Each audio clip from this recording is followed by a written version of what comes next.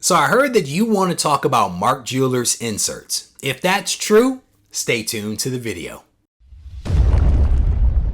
Reggie here, your friendly neighborhood bodybuilder and comic book collector, and I want to welcome you to another one of my videos.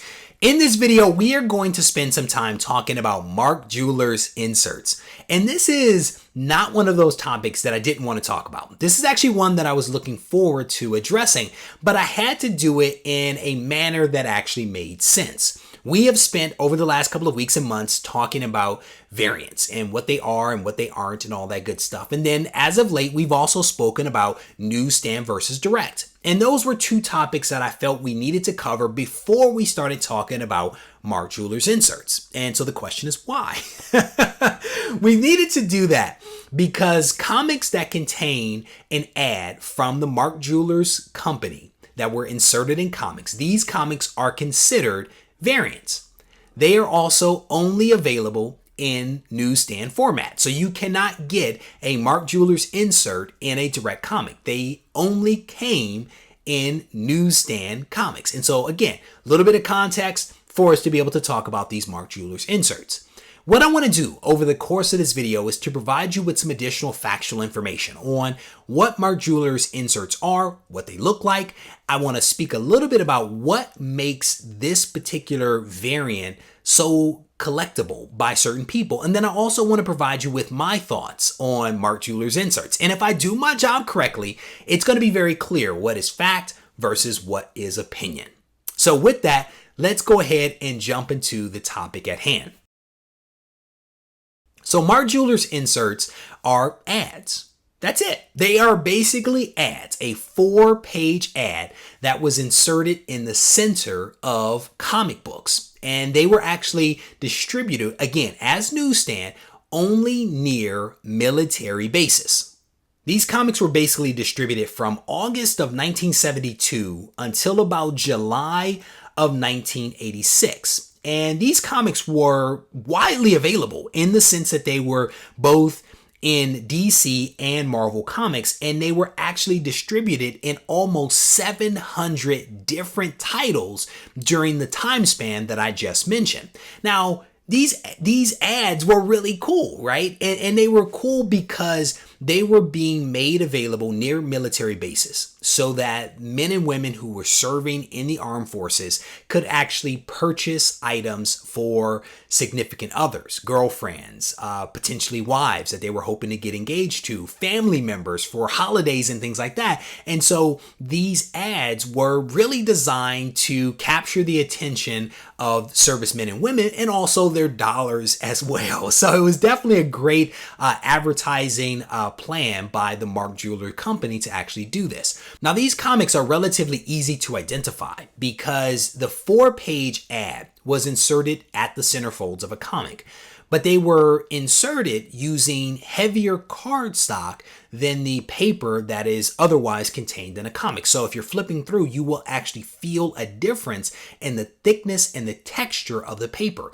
Sometimes even if you have the comic in your hands and you hold it vertically and you look down at the top of the pages, you can actually see that centerfolds right in the middle. Again, because it is 4 pages, front and back, right, 2 pages, and because it's thicker, you might actually be able to see it in the comic within the plastic of the comic. So they're relatively easy to spot. Now, they're not easy to find, however, because of the 700 or so titles that were printed during the time span that I just mentioned, only about 5% of a print run would actually contain the Mark Jewelers insert. So again, it's a variant.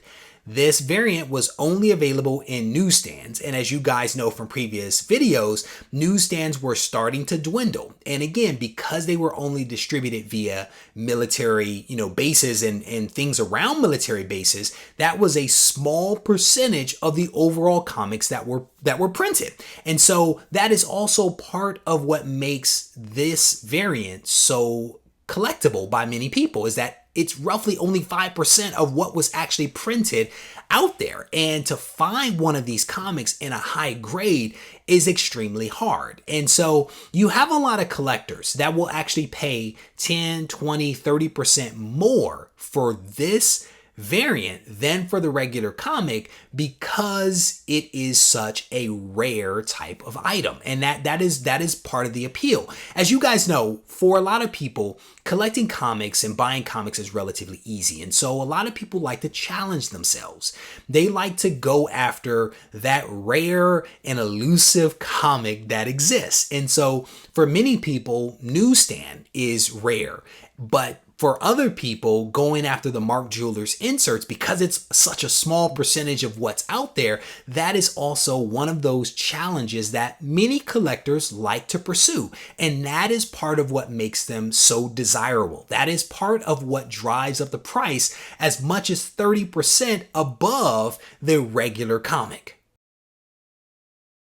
So in all honesty, I think that Mark Jewelers inserts are really cool. And I actually had an opportunity to hold some of these a couple of months ago when someone actually sent me some Amazing Spider-Man comics that happened to be water damaged. As I was flipping through the books, they felt a little thick to me, and I thought that it was because of the water damage and maybe a couple of the pages has stuck together. But as I investigated further, I realized that it was actually cardstock from the Mark Jewelers insert that made the comic heavier and also made it thicker as I kind of thumbed through the book. Now, the jeweler inserts are really cool.